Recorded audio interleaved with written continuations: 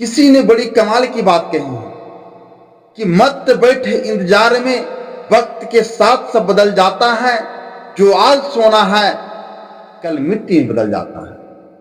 चलो कुछ ऐसा कर जाएं, चलो कुछ ऐसा कर जाएं कि नाम रह जाए, वरना जिंदगी का सफर बस गुजर जाता है। नमस्कार दोस्तों, मैं हूं श्याम गुरु। आज की इस कहानी में एक ऐसा राज छुपा है जो आपको जिंदगी बदल सकता है। सोने की थाली सिर्फ एक कहानी नहीं है, बल्कि एक सीख है।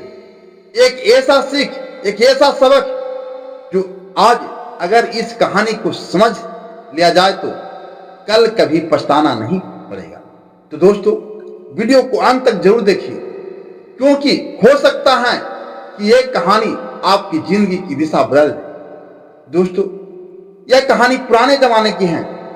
एक गांव में एक बुजुर्ग व्यक्ति रहते थे, जिनके पास एक सोने की थाली थी। इस राज को उन्होंने कभी किसी के साथ साझा नहीं किया था, सिर्फ उसकी पत्नी जानती थी, जो कुछ समय पहले इस दुनिया को छोड़ चुकी थी। घर में किसी को यह पता नहीं था कि बाबा जी के पास एक सोने की थाली। वह इसे अपने कमरे में एक पुराने संदूक में कपड़ों के नीचे छुपा कर रखते थे। बुजुर्ग सोचते थे कि यह थाली बहुत कीमती, इसलिए इसका उपयोग उस व्यक्ति के साथ करना चाहिए जो इस थाली लायक योग्य है। उन्होंने तय किया कि जब कोई सच्चा या योग्य व्यक्ति उनके घर भोजन करने के लिए आएगा, तभी इस थाली का उपयोग किया जाएगा। एक दिन एक संत महात्मा उनके घर पधारे।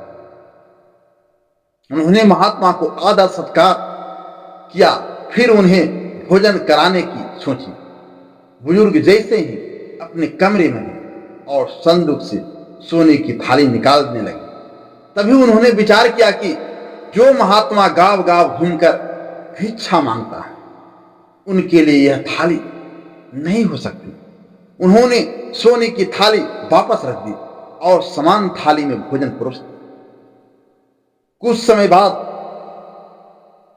राज के मंत्री गांव में आए। रात काफी हो चुकी थी, तो लोगों ने मंत्री जी के लिए बुजुर्ग के घर रुकने की व्यवस्था कर। बुजुर्ग को लगा कि यह वही सही अवसर है जब सोने की थाली का उपयोग करना चाहिए। वह संदूक के पास गए, थाली निकालने वाले थे, लेकिन फिर विचार आया, मंत्री के लिए क्यों? जब राजा आएगा तभी इस थाली का उपयोग करना चाहिए। और उन्होंने फिर से थाली को संदूक में बंद कर दिया।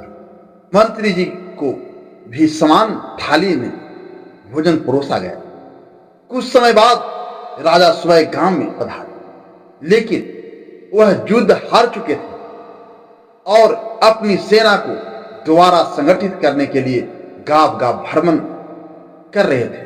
राजा ने गांव के लोगों को एकत्र कर कहा, हमें एकजुट रहना होगा, यह कठिन समय है। रात्रि का समय हो चुका, इसलिए राजा ने गांव में ही विश्राम करने का निर्णय लिया। गांव वालों ने बुजुर्ग से अनुरोध किया कि राजा उनके घर ठहर जाए। बुजुर्ग बहुत प्रसन्न हुए। अब समय आ गया है कि इस थाली का उपयोग किया जाए। वह दौड़ते हुए अपने संदूक के पास गए, कपड़े हटाए और सोने की थाली निकाली। लेकिन तभी उसे फिर से एकाएक विचार आया, हमारा राजा तो पराजित हो चुका है, गौरवशाली नहीं रहा। हारे हुए राजा को सोने की थाली में भोजन कराना अच्छा नहीं हो। और उन्होंने एक बार फिर थाली वापस रखी। राजा को भी समान थाली में भोजन परोसा गया।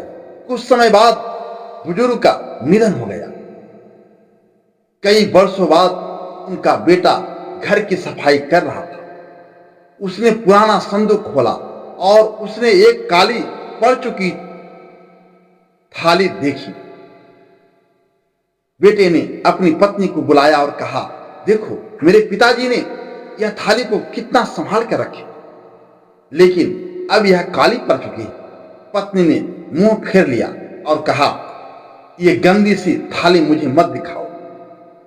बेटी ने सोचा कि पालतू कुत्ते के लिए इसमें भोजन परोसना सही रहेगा।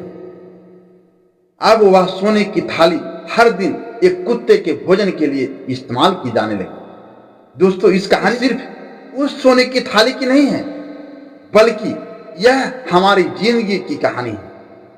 हम अक्सर अपने अवसरों को टालते रहते हैं। कल से शुरुआत करूंगा, अभी सही समय नहीं आया, अभी हालात सही नहीं है। हम अपने सपनों, इच्छाओं और योजनाओं को टालते रहते हैं जब तक कि बहुत देर न हो जाए। लेकिन जीवन हमें दूसरा मौका नहीं देता। समय छोटा नहीं होता, लेकिन लोग जीना बहुत देर से शुरू करते हैं। जब तक रास्ते समय में आते हैं, तब तक लौटने का समय तो हो चुका होता है। इसलिए समय रहते ही अपने सपनों का पूरा करने के लिए आगे बढ़ो। मैं फिर से एक बार वही कहना चाहता हूं कि ईश्वर की कृपा से, मेहनत की बल से कर दिखाओ ऐसा कि दुनिया करना चाहे आपके जैसा। दोस्तों, अगर यह कहानी आपको अच्छा लगा होगा तो हमारे वीडियो को लाइक, शेयर और चैनल को सब्सक्राइब जरूर करें। धन्यवाद।